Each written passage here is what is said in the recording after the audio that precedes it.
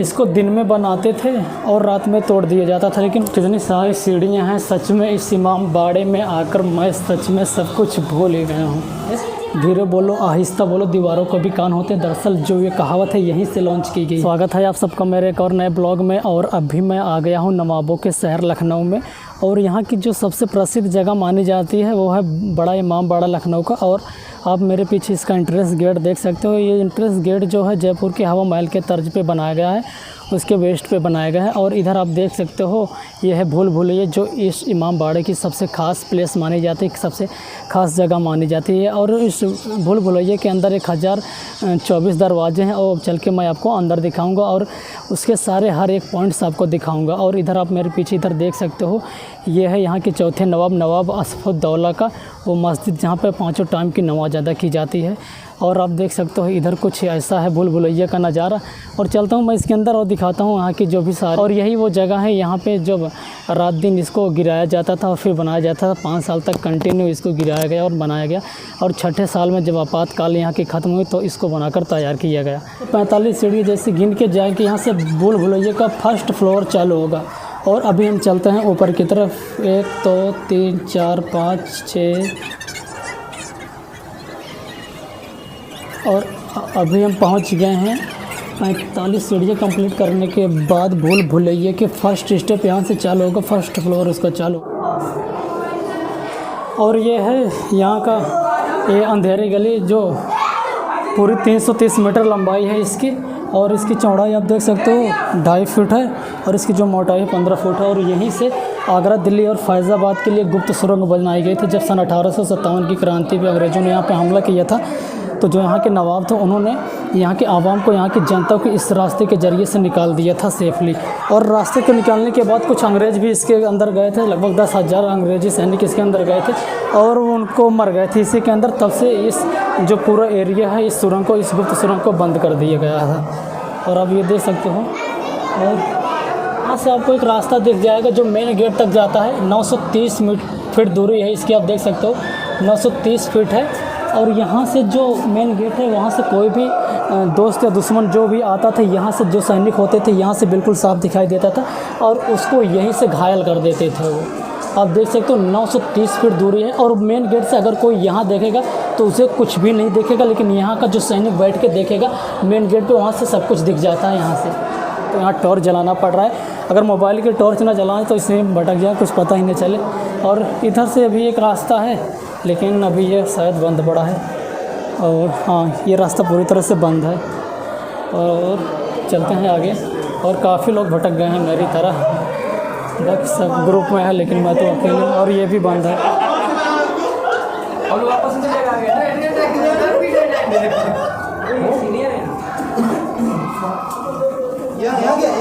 ये भी है कुछ डेड एंड। नहीं, सीढ़ी है। चल बंद होगी सीढ़ी बंद होगी। आप लाइट तो लाओ। चलो भैया, खोलिए जगह। चलो आप हमारे साथ करते हैं। और दोस्तों हम जा रहे हैं। आप नीचे देखो, डेड एंड है क्या? अरे ख़त्म है, कुछ नहीं है, लौट चलो। आप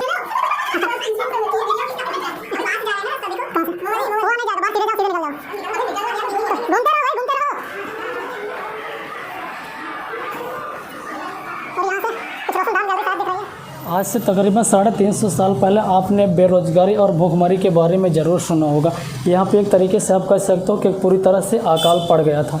और जो यहाँ के 5 नवाब 5 बादशाह थे उन्होंने डिसाइड किया लोगों की मदद की जाए। और लोगों की मदद करने के लिए वो ईरान से इस जगह पे आए तो उन्होंने लोगों की मदद करनी चाहिए। पर यहाँ के जो लोग थे वो खुददार, ऑनेस्टी और ईमानदार थे। उन्होंने कहा कि हम मेहनत मजदूरी कर लेंगे पर किसी के आगे हाथ नहीं फैलाएंगे। फिर यहाँ के जो चौथे नवाब थे उन्होंने डिसाइड किया क्यों ना एक बड़ा इमाम बाड़ा बनवाया जाए। फिर तब जाके इस बड़े इमाम बाड़े का काम चालू करवाया गया। और इसको दिन में बनाया जाता था और रात में तोड़ दिया जाता था, यानी कि बनाने का भी पैसा दिया जाता था और तोड़ने का भी पैसा दिया जाता था। और उस टाइम पे कुछ फैमिली अमीर हुआ करती थी और कुछ फैमिली गरीब हुआ करती थी। अमीरों को काम करते टाइम शर्म ना आए, किसी प्रकार की लाज ना आए, इसलिए उनसे इस इमाम बाड़े को तोड़वाते थे। और जो गरीब थे वो दिन में बनाते थे, यानी दिन में बनाया जाता था, रात में तोड़ा जाता था। और यहाँ पे उस 5 साल तक कंटिन्यू इसे बनाने और तोड़ने का काम चलता रहा। राजा ने कहा कि कब तक यहाँ पे पता नहीं भुखमरी कब तक रहेगी और लोगों को क्यों न किसी और काम के बजाय ऐसा काम दिया जाए कि यहाँ पे तोड़ने और बनाने का काम दिया जाता था और दोनों उसको पैसा भी दिया जाता। और 5 साल तक कंटिन्यू ये चलता रहा। और 5 साल के बाद जब भुखमरी यहाँ पे ख़त्म हुई तो राजा ने क्या काम किया कि 6ठे साल में ये पूरा इमाम बाड़ा बनकर तैयार हो गया था। और कुछ इस तरह से देख सकते हो 1173 ईस्वी से चालू हुआ था बनना और 1184 ईस्वी में इसको पूरी तरह ये बनकर कंप्लीट हो गया था ये पूरा इमाम बाड़ा तो बनकर तैयार हो गया। लेकिन जो कि यहाँ के इंजीनियर्स थे उनका कहना था कुछ सालों बाद ये पूरा इमाम बाड़ा ढह जाएगा या पूरी तरह से गिर जाएगा, क्योंकि सपोर्ट के लिए यहाँ पे ना तो कोई पिलर है ना तो किसी सरिये का इस्तेमाल किया गया है। तो जो यहाँ के नवाब थे उन्होंने कहा कि इसका कोई निष्कर्ष निकाला जाए। तो जो इंजीनियर्स थे उन्होंने कहा यहाँ के जो ये 4 माले हैं, 4 मालों की जो छत है उनकी मोटाई 15-15 फीट है।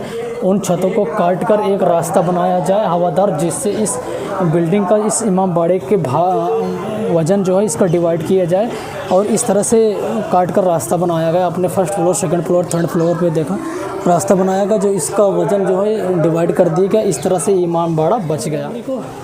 रोशनदान गैलरी बोला जाता है क्योंकि जब सूरज की किरणें इस गैलरी पे पड़ती हैं तब तक इसमें उजाला रहता है। इसका सेकंड फ्लोर और थर्ड फ्लोर पे टेरेस ऊपर छत देखने को मिल जाएगी। और शायद आप लोगों ने बड़े बूढ़ों से कहावत सुनी की होगी जो बहुत ज़्यादा प्रसिद्ध है, धीरे बोलो आहिस्ता बोलो दीवारों को भी कान होते हैं। दरअसल जो ये कहावत है यहीं से लॉन्च की गई है। आप ये जो 15 फीट मोटी दीवार देख रहे हो, अगर इस दीवार से 7 फीट की दूरी पे कोई भी इंसान, कोई भी व्यक्ति खड़ा रहेगा, यहाँ से बोलने पर, धीरे से बोलने पर उसके कानों तक आवाज़ जाएगी। कुछ इस प्रकार से डिज़ाइन किया गया इस दीवार को। और इस दीवार को बनाने का ये मतलब था, जो राजा थे यहाँ के, जो नवाब थे, उन्होंने कहा कि जब वो यहाँ पे आएंगे इस इमाम बाड़े के अंदर, और आने के बाद कभी भी जो यहाँ की सेना है उनके खिलाफ़ कोई साजिश ना कर सके। और साजिश करने के बाद अगर कोई साजिश करता है यहाँ की सेना जो है तो एक दूसरे की आवाज़ को वो सुन पाएंगे, इसलिए इस दीवार का निर्माण करवाया गया।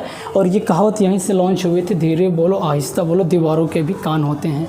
और ये जो जनरल दीवार बनाई गई है ये कोई भी इसमें सीमेंट या बालू यूज नहीं किया गया। इसमें एक ख़ास तरह का जो गुड़ होता है, जो चने की दाल होती है, गुड़, चने की दाल, बेल का शरबत, उड़द की दाल और सिंघाड़े का आटा जो होता है और अंडे के मिश्रण से इस पूरी दीवार को बनाया गया। और बाजरे के भी मिश्रण से इस दीवार को बनाया गया। और कई भी तरह के इसमें मटेरियल यूज किए गए जो खाने पीने की चीज़ों से इस दीवार को बनाया गया है।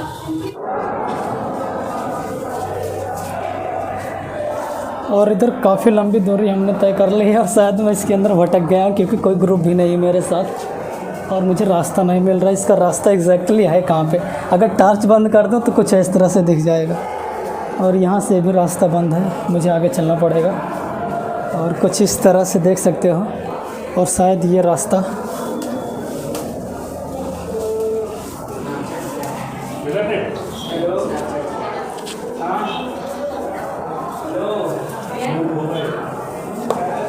और ये है पूरी अंधेरी गैलरी।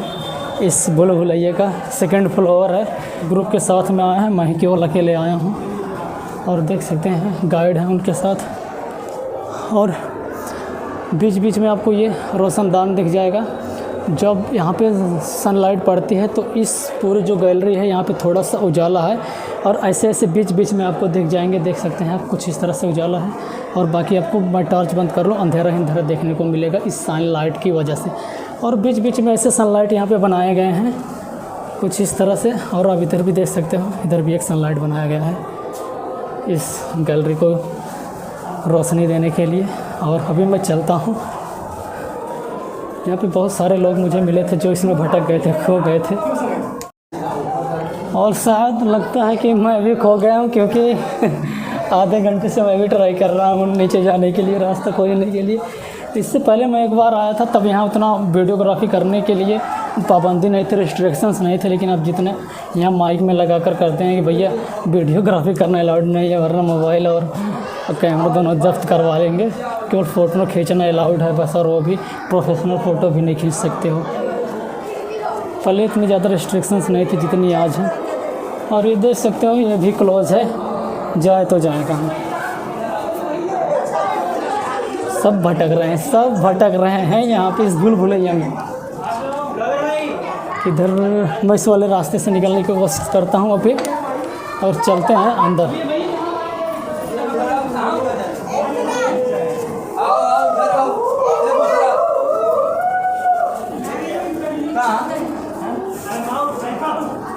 अरे वो कहाँ से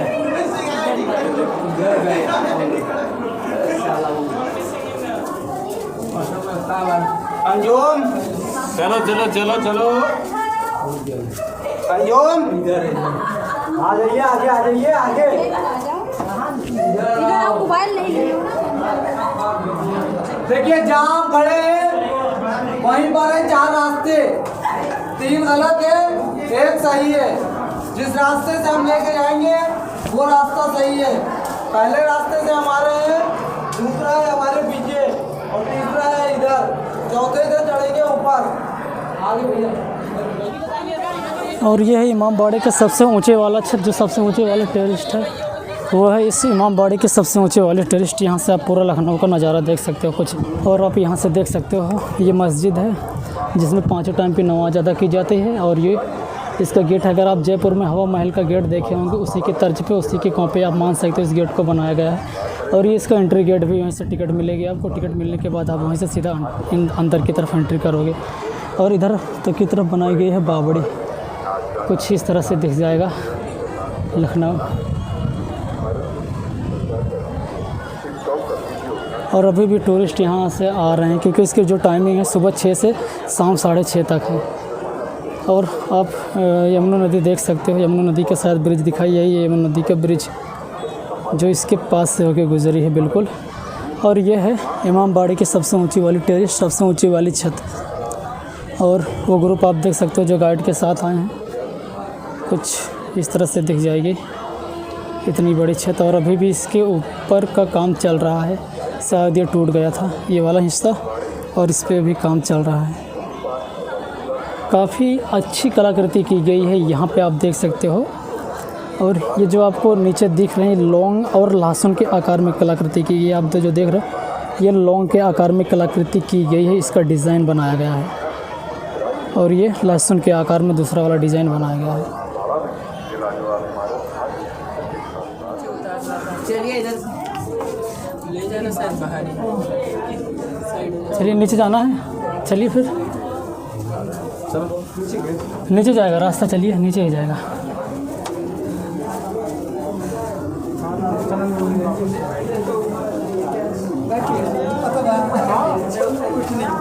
आइए आइए ऊपर चलिए, ऊपर की तरफ, ऊपर। छत पे ले जाना।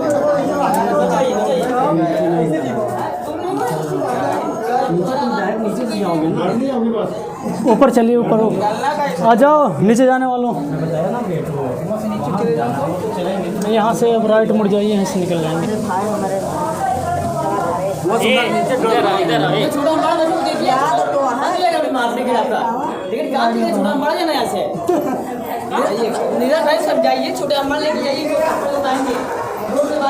और आप नीचे से 45 सीढ़ियाँ गिन के आओगे तो आप भूल भुलैया के फर्स्ट वाले फ्लोर पे आओगे। अगर आप ऊपर से 84 सीढ़ियाँ जाओगे तो डायरेक्ट इसके छत पे जाओगे, लास्ट वाले माले पे आप इसके भूल भुलैया के।